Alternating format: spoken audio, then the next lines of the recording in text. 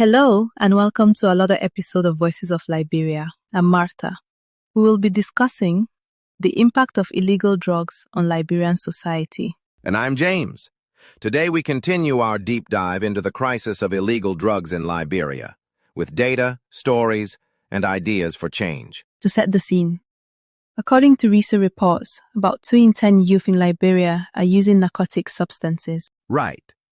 And that figure comes from agencies like the Liberia Drug Enforcement Agency, LDEA, and UNFPA. It's alarming because that means roughly 20% of young people are directly affected. It's also important to look at the aftermath of Liberia's civil wars.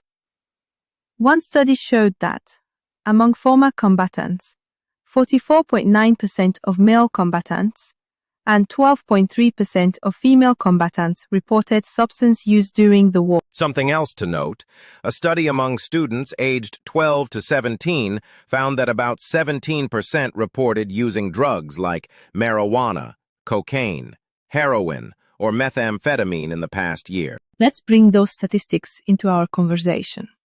So when we say 2 in 10 youth, we are talking about possibly tens of thousands of young persons across Liberia who are daily exposed to risk. Yes, war has left lasting scars, and the social and economic conditions post-war, unemployment, poverty, broken families, give fertile ground for drug use.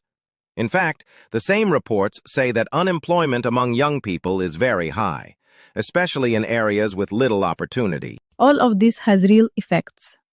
For example, school dropout rates go up. Teachers report students absent because of drug habits. Families tell stories of theft, conflict, even loss of life.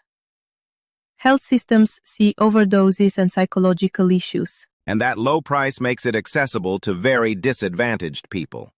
It's cheap, potent, addictive. Add to that porous borders and weak law enforcement capacity in some areas.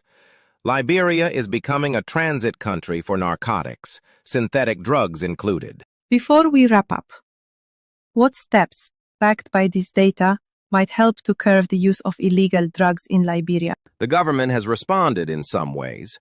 There's been budgeting for programs to empower at-risk youth, rehabilitation efforts, and cooperation with international partners. But many believe the response isn't yet at the scale required. Second, expand rehabilitation services. Make them more affordable, more accessible. If rehab costs hundreds of dollars for months of treatment,